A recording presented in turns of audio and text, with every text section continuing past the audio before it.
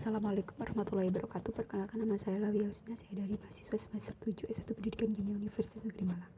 Pada kesempatan kali ini saya akan bahas mengenai salah satu topik yang telah diberikan oleh tim Zenius. Topik yang saya ambil yaitu topik yang pertama, yaitu pendapat apa sih dalam sejarah manusia yang paling bermanfaat dan pada saat bersamaan bisa menimbulkan bahaya. Ya, mungkin ada penemuan-penemuan lain yang gak saya bahas di sini, tetapi di sini saya akan bahas mengenai penemuan minyak bumi, gas alam, dan batu bara. Sejak revolusi industri pada abad ke-9 sebagai bahan bakar, bagaimana dia bisa bermanfaat dalam kehidupan kita dan pada saat bersamaan dia menimbulkan bahaya. Oke, nah pasti kalian sudah tidak asing dengan bensin. Nah, bensin itu kan sebagai bahan bakar kendaraan yang ada di darat gitu kan. Nah, sedangkan kerosin itu kan merupakan bahan bakar dari pesawat terbang, sedangkan minyak bakar itu merupakan bahan bakar dari kapal laut gitu. Jadi bensin, kerosin, minyak bakar itu merupakan senyawa hidrokarbon.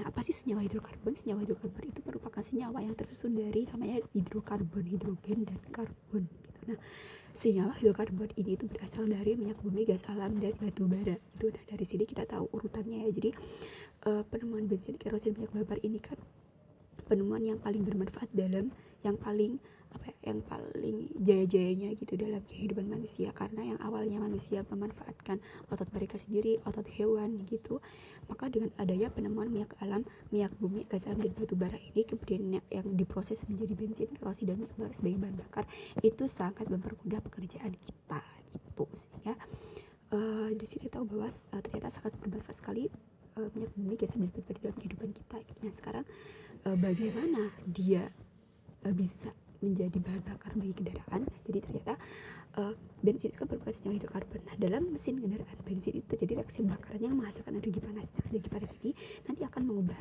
piston bergerak gitu, sehingga dia akan berubah menjadi energi kinetik sehingga bisa menggerakkan sepeda motor gitu.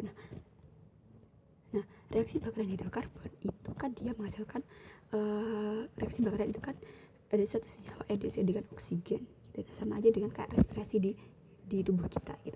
Nah, kalau fotosintesis itu kan dia menghasilkan oksigen. Nah, sedangkan reaksi bakaran itu menghasilkan karbon dioksida dan nanti akan dihasilkan energi panas. Kalau reaksi fotosintesis itu kan reaksi yang membutuhkan energi, sedangkan reaksi pembakaran kebalikannya fotosintesis, dia akan melepaskan energi panas. Nah, energi panas itu yang nanti akan diubah menjadi energi kinetik.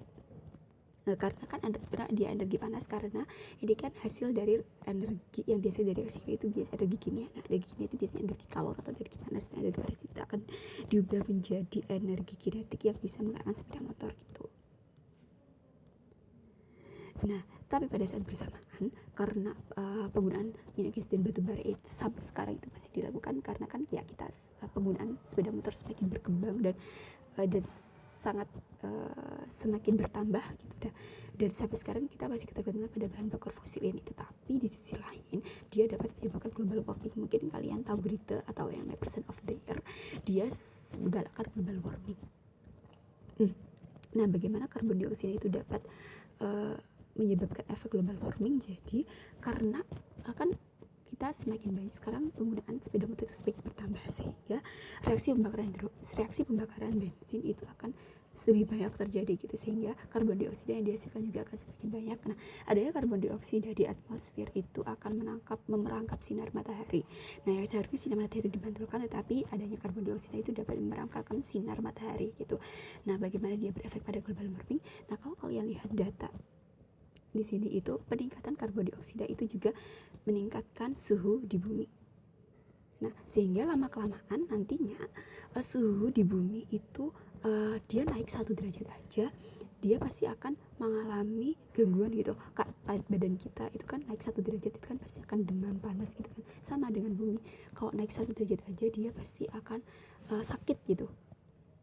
Nah, sehingga kesimpulan dari penggunaan migas dan batu bara sebagai bahan bakar kendaraan gitu, yang merupakan senyawa hidrokarbon. Nah, cara kerja mesin kendaraan itu berjalan dengan cara pembakaran hidrokarbon yang masih energi kalor kemudian diubah menjadi energi kinetik gitu. Nah, hasil dari reaksi pembakaran hidrokarbon itu merupakan gas CO2 gitu ya, sehingga menyebabkan terjadi global warming. Sehingga semakin banyak kendaraan ya, maka pembakaran bahan bakar fosil itu juga akan sering terjadi, dan sehingga dihasilkan lebih banyak lagi karbon dioksida di atmosfer, dan karena ada karbon dioksida yang semakin banyak di atmosfer, maka suhu di bumi juga akan naik karena akan banyak sinar matahari yang akan terperangkap di atmosfer gitu, sehingga dapat menyebabkan energi panas yang tertahan di atmosfer dan dapat menyebabkan global warming gitu. Naik 1 derajat aja itu akan menyebabkan dampak yang sangat serius gitu. Nah, sekian yang dapat saya sampaikan mengenai penggunaan penemuan yang bermanfaat dan pada saat itu berbahaya. Mohon maaf jika ada kesalahan. Assalamualaikum warahmatullahi wabarakatuh. Mohon maaf.